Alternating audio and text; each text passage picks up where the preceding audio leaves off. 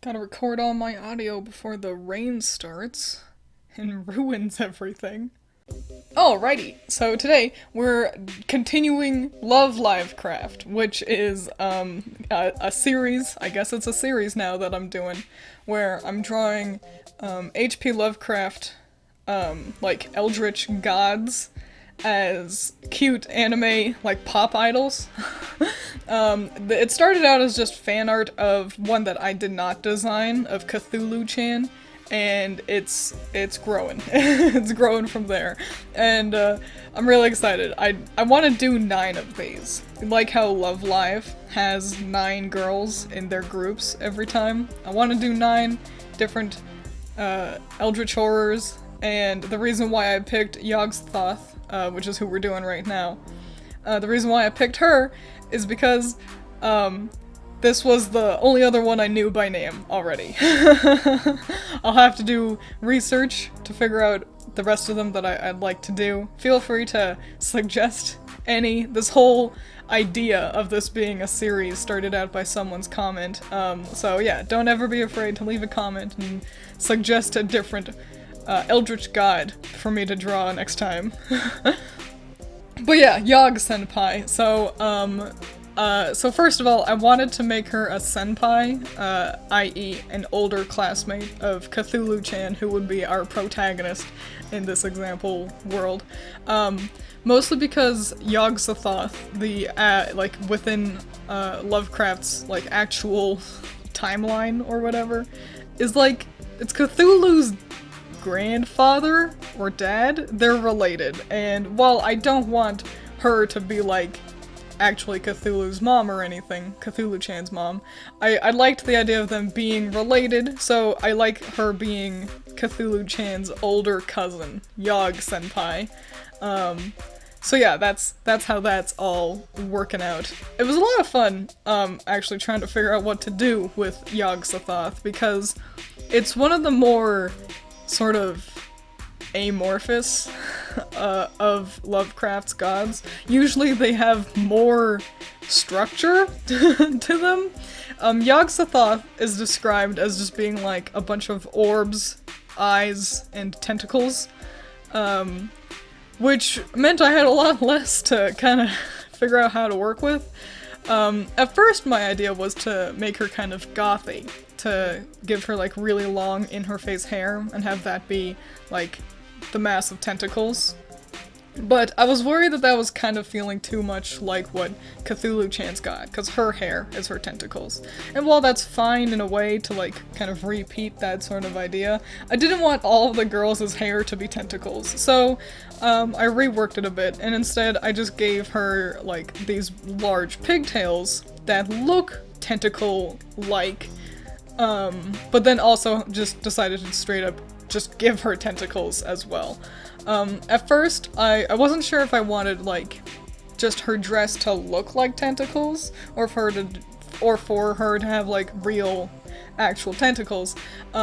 Decided that this was more fun and I think fit the sort of the feel of the Love Live Craft girls.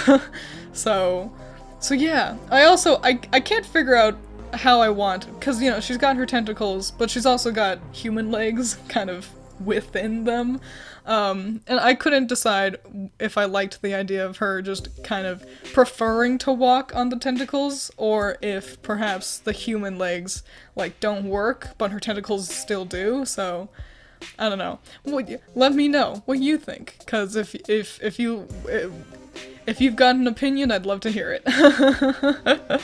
I really like how she turned out. I kind of went really fun with the eyes. I've been watching a lot of Demon Slayer lately, and I've really taken a liking to how they do eyes. So it's really inspired me to be more creative with how pupils and such can look.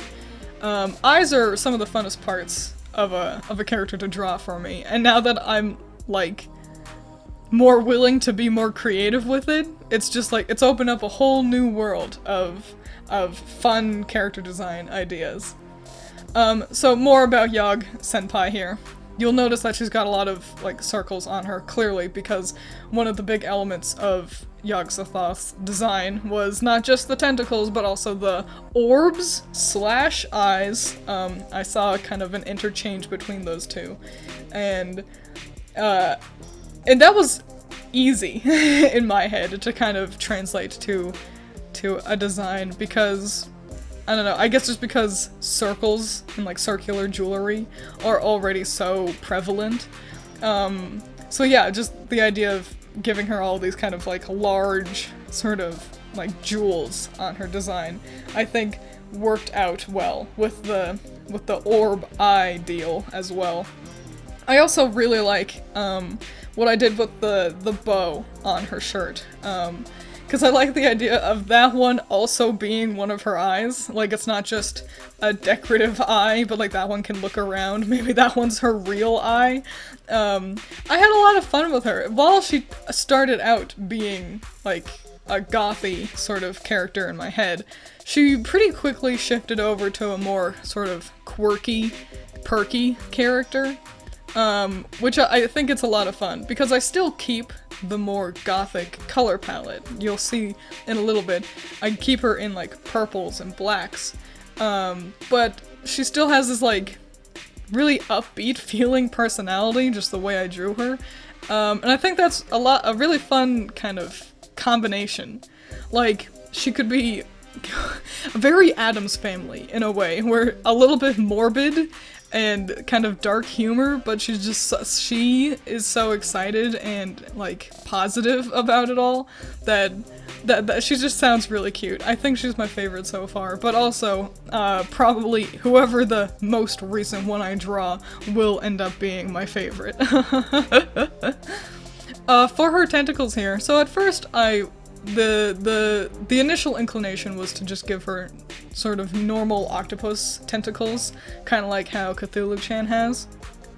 But then again, I didn't want to just give her the same thing as Cthulhu-chan, and so instead of giving her like big suckers, like how an octopus has, I instead went with something that's not actually real, I don't think, but it's inspired by like deep sea, like deep ocean creatures, where they'll have like bioluminescent parts to them, like they're aliens.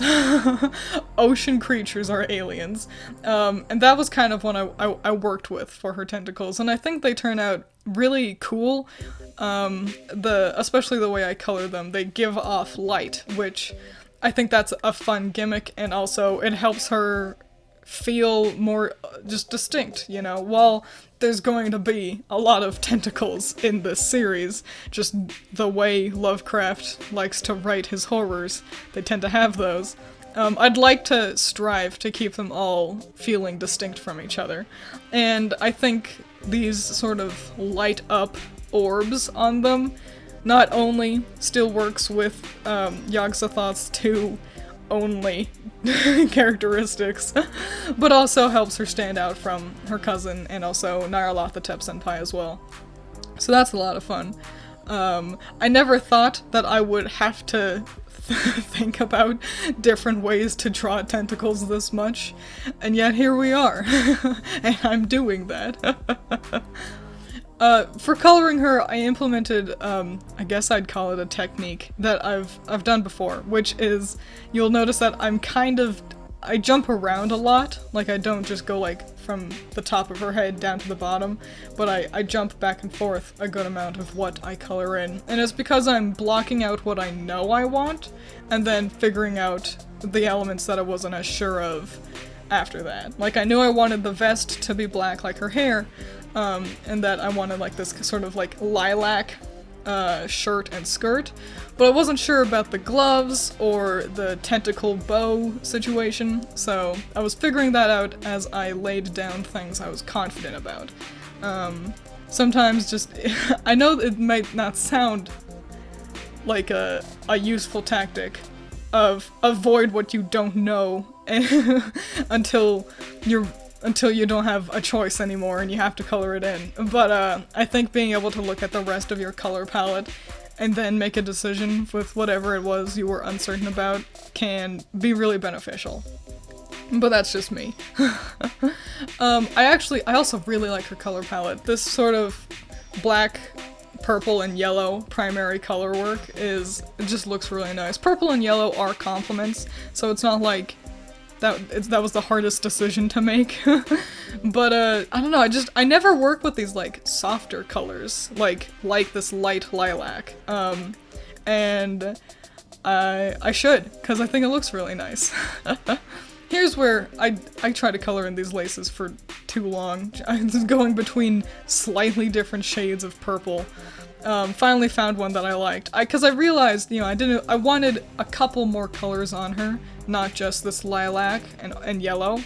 But I didn't want to deviate too far away from the established colors I already had.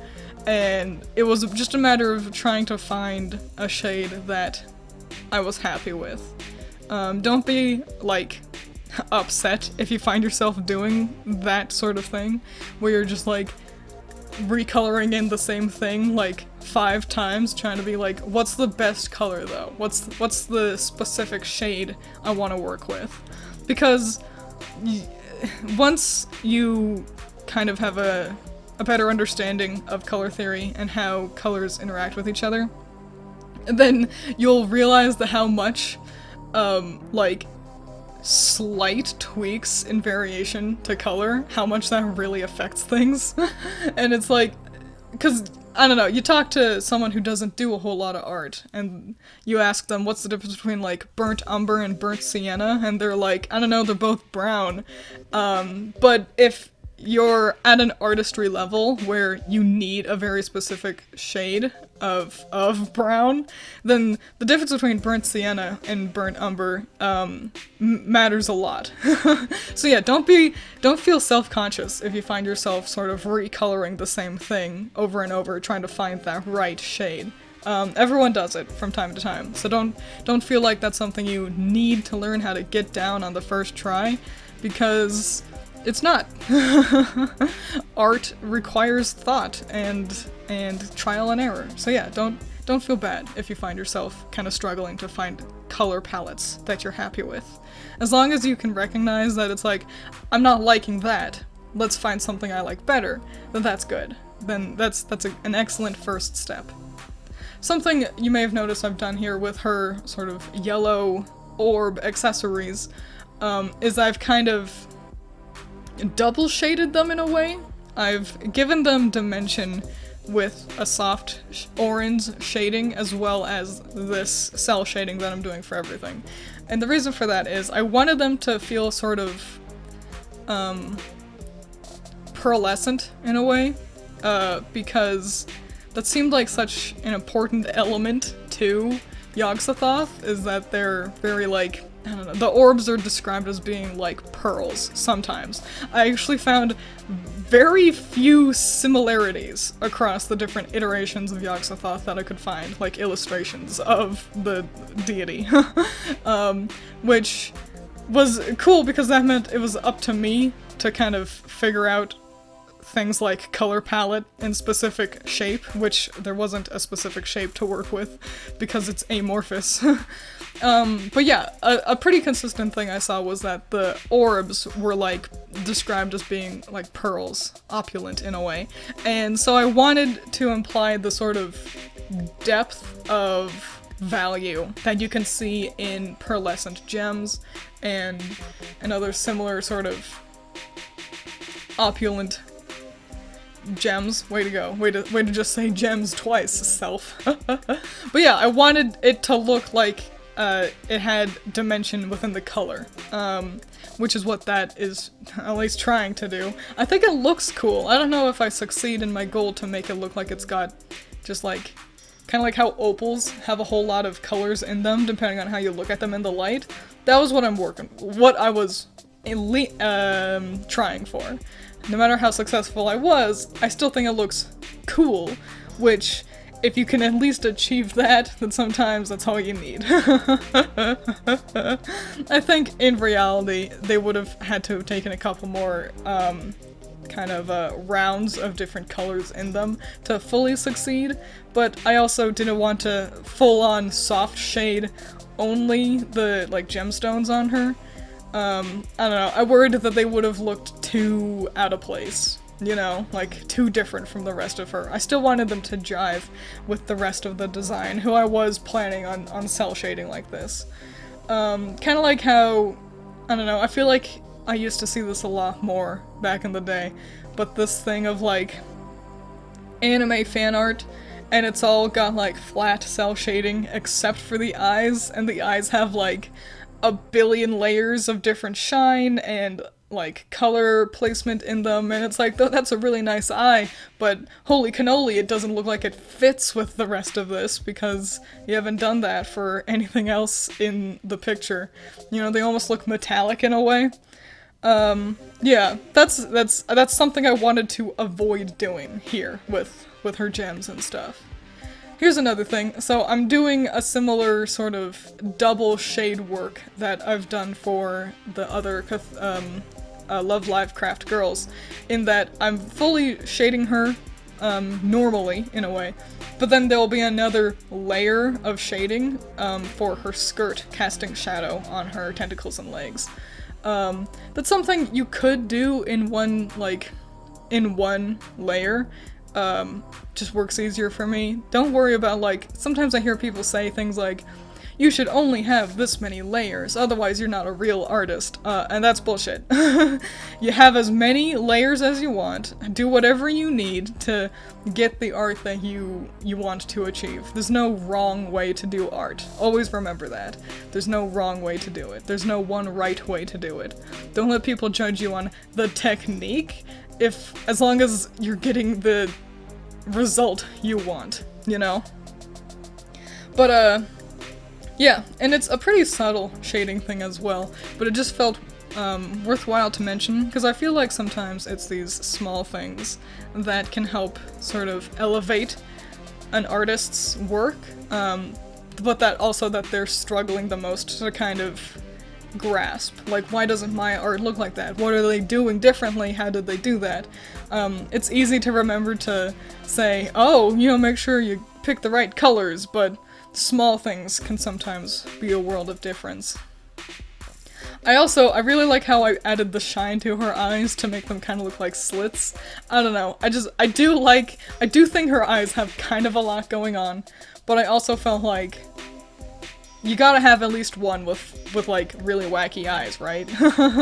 In the group, there's gotta be one who has those special eyes, and of any of them, the one described as being just a bunch of eyes and tentacles, might as well make it her, right? So this, like I said, I want to do 9 of them, and this is the 3rd, and I want it to be like 3 girls in Cthulhu-chan's grade, 3 senpais, so an older students, and then 3 kohais, or younger students. So assuming Cthulhu-chan is in the 2nd grade of Japanese schooling, because that's what we're working with here. So yeah, if you want to suggest any like other Lovecraft gods, eldritch horrors for me to do, don't be afraid to also to suggest what grade level they would be at. We've got 2 seniors now here with Yog-Senpai and Nyarlathotep Senpai, and we don't have any juniors, so keep that in mind. If you don't care, don't bother. That's also okay. If you just want to be like, I like this one, you should try drawing that one. Then I'll still think about it and I'll consider where it all goes. But I like kind of engaging with you guys when it comes to this series, just because it feels like it all really started because of a comment. You know, if that one person hadn't have made a gag about Nyarlathotep Senpai, I never would have even thought to draw more of Lovecraft's horrors as cute anime girls. So yeah, never be afraid to leave a comment. There's no guarantee I'll, respond or even draw the thing you suggest, but it can't ever hurt. I do read them. I read them all. Every single one. So yeah, never be afraid to share your thoughts. Cause I'm delighted every time I see them. I really do like how the color placement worked out on her. I feel like she's balanced really well, even with there's a lot of purple up top, but not on the bottom. I don't know, it just works out. I really like her. I think she came out really cute, and I didn't expect that. I figured Nyarlathotep would be my favorite across the board. You'll also see that I'm super struggling to figure out what to do with the background. I had no idea what I wanted for her. She's also the first one who I've given a more, like, kind of chill lighting. Cthulhu-chan was lit from behind and Nyarlathotep Senpai was lit from below. I kind of didn't give a Yog-Senpai here any special lighting. So... oh well. I guess they all can't look too spooky. I'll try to keep it in mind for next time, though. And yeah, there she is. I hope you like her, and if you do, here's a fun little fact. There is merch available of her and also the other Love Livecraft girls as well. And there's a link to that in the description. You can also find merch of my magical mushroom kids that I drew as well. And I'm planning on making merch available of all of the Love Livecraft girls that I do, so be excited for that. If you like the series, thank you so much. I think it's a lot of fun to come back to from time to time. Yeah, don't be afraid to check out that link in the description to some merch and stuff. Even if you just choose not to buy anything, I'd appreciate it if you just looked at them, because I put a lot of effort into my merch, and even if you just look at it and go, cool, that looks cool, that's good enough for me. But also, buy some if you want as well. I'm great at this. I'm an excellent salesperson. Anyway, also, thank you so much to the patrons. I love all of you. You're all delightful, and I appreciate every single one of you. And thanks again. Thanks for listening to me ramble and blabber on for too long, just like how I always do. You're Superfly.